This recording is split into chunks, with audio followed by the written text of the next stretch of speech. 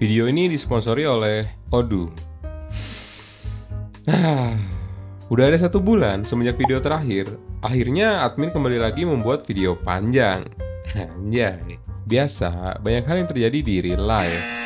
Jadi harap maklum lah ya. Hehe. Tapi kali ini gue bakal bahas tentang hal yang gak disukai banyak orang, yaitu pajak.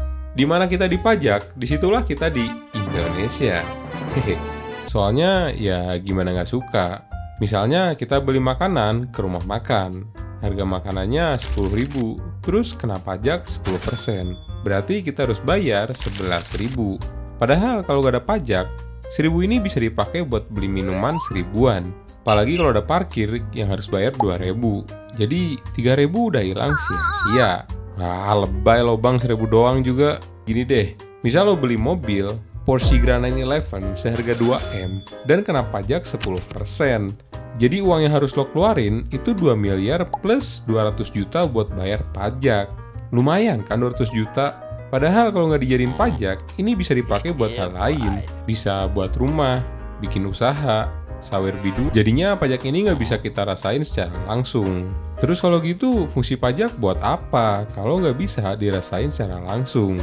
Nah, jadi pajak ini sebenarnya bagus kalau dikelola dengan benar.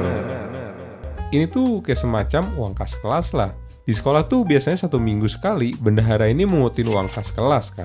Tujuannya kalau ada keperluan kelas kayak beli sapi. Loh, kok sapi? Anjir tipe. Maksudnya sapu, pelan, mobil. Ya pokoknya keperluan kelas lah bisa pakai uang ini. Dan barang yang dibeli ini tuh menjadi kepemilikan bersama. Jadi bukan punya pribadi, tapi bersama. Berarti kita bisa pakai mobil yang dipakai pejabat. Soalnya kendaraan plat merah tuh beli pakai pajak kita kan? Secara teknis iya bisa harusnya. Tapi secara realita ya enggak lah kocak. Loh, kok gitu?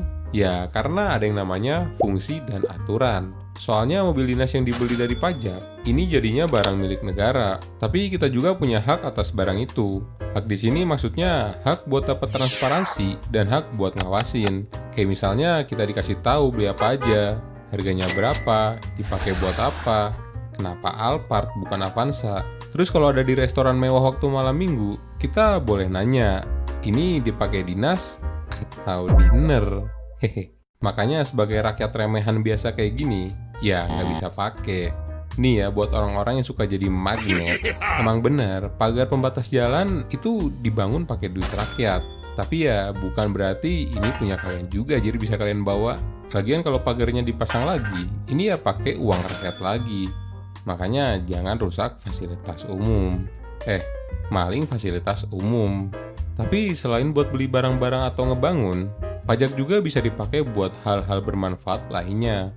Contohnya kayak berobat gratis di Inggris, pendidikan gratis di Finlandia, program makan siang gratis di Korea, dan lain-lain. Semua itu di-carry sama pajak. Makanya walau ada negara dengan pajak pendapatnya tinggi kayak Swedia, tapi rakyatnya nggak protes karena yang mereka dapetin lebih banyak daripada yang mereka bayar. The real dari rakyat untuk rakyat, nggak kayak di kita, dari rakyat untuk pejabat. Jadi walaupun nggak kita rasain secara langsung, tapi pajak ini tuh berdampak baik buat masyarakat. Harusnya. Soalnya kalau pengelolaan uang pajak ini nggak bener, berantakan, ya yang ada protes di mana-mana. Karena rakyat ngerasa udah bayar pajak, tapi kok nggak ada manfaatnya. Padahal sebenarnya masalahnya itu bukan bayar atau enggaknya, tapi pengelolaannya. Uangnya ada, tapi nggak jelas kemana, dikelola pakai sistem yang nggak jelas. Nah, hal yang sama juga sering kejadian di dunia bisnis. Kalau punya bisnis, udah capek jualan tiap hari, tapi gitu-gitu aja, nggak ada kemajuan. Ya gimana, orang stok bahan nggak ketrack, uang keluar masuk nggak dicatat, laporan keuangan nggak bikin karena ngerasa nggak perlu, giliran tekor, nyalahin pesaing pakai penglaris. Padahal mah datanya aja nggak pernah dikumpulin buat dipelajarin. Makanya solusi paling mutakhir sekarang ya pakai sistem yang bisa bantu lo atur semua itu otomatis dalam satu tempat. Dan salah satu yang paling cocok buat semua skala usaha, dari kios kecil sampai perusahaan, lo bisa pakai Odoo. Dengan Odoo lo bisa catat penjualan toko, secara real time, pantau stok bahan dan restock otomatis, lacak semua transaksi masuk dan keluar, dan yang paling penting, bisa bikin laporan keuangan cuman satu klik aja. Jadi nggak perlu lagi ngumpulin data dari kasir, gudang, WA, dan buku bon secara manual. Semuanya ada di satu aplikasi aja. Yang lebih keren, Odoo ini bisa lo sesuaiin juga. Mau fokus di kasir dulu, mau mulai dari kelola gudang, mau langsung ngatur keuangan, semua bisa ditambah pelan-pelan, satu per satu. Odoo juga udah localize buat bisnis di Indonesia, support pajak lokal, bisa nyambung ke Shopee, dan QRIS. Cocok banget buat lo yang punya bisnis dan pengen bisnisnya naik kelas. Klik link di deskripsi buat nyobain sekarang juga. Odoo, aplikasi kelola bisnis termudah. Kembali ke materi. Sekarang pajak yang dikumpulin tadi, ini jadi anggaran negara. Tapi kenapa negara tetap harus utang ke negara lain buat nambah APBN? Emangnya pajak sebanyak ini nggak cukup gitu? Apa jangan-jangan ini Simpelnya ya karena pengeluaran lebih besar daripada pendapatan. Ibarat lo punya gaji 5 juta, tapi kebutuhan lo 7 juta, minus 2 juta kan? Otomatis ya harus minjem ke Cina. Kenapa ke Cina? Ya nggak tahu, tanya yang mau tanya saya. Jadi semua negara untuk saat ini tuh pasti ada pajaknya. Cuman ada yang berat sama ada yang ringan. Jadi nggak apa-apa dipajakin. Kayak di India. Contohnya kayak di Monaco, negara ini tuh nggak ngebebanin pajak penghasilan pribadi, dan pajak lain-lainnya tuh terhitung kecil. Makanya Monaco sering dibilang surga pajak. BTW ini beneran Monaco ya, bukan Indonesia.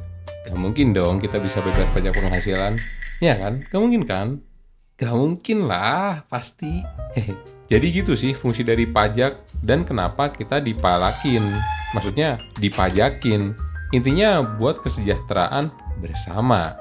Harusnya. Makasih udah nonton sampai akhir. Like video ini kalau lo suka, dislike aja kalau nggak suka. Dan saatnya mini Q&A. Bang, gimana tanggapan lu ke konten yang ngikutin format lu? Sebenarnya sih gue biasa-biasa aja ya, nggak ada masalah. Mau ngikutin style nah jadi, jokesnya nah jadi, narasi nah jadi, materinya nah jadi. Selama itu konten masih buat sendiri, ya udah, it's okay lah. Tapi ini ada resikonya. Pasti banyak netizen yang bilang, kok mirip nah jadi, ya kan?